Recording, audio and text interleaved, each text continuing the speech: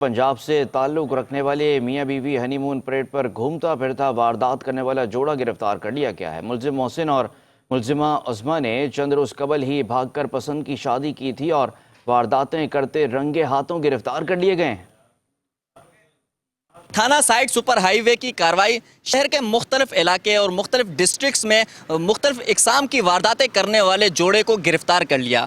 ये जोड़ा किस तरह गिरफ्तारी में लाया गया और किस तरह ये वारदातें करता था, आइए जानते हैं।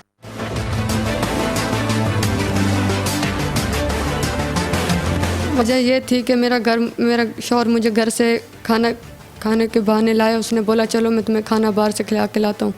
फिर रास्ते में उसने एक लड़के से पर्स लिया, उसने मुझे दिया। उसने बोला जहाँ मैं तुमसे मांगूँ इसमें सामान है, मैंने किसी लड़के को सामान देना है, दे के फिर खाना खाने चलेंगे।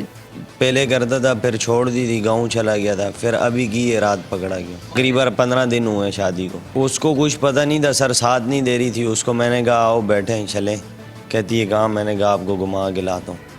बस फिर उसके पर्स में मैंने वेपन डाल दिए। बस लड़के थे मेरे साथ।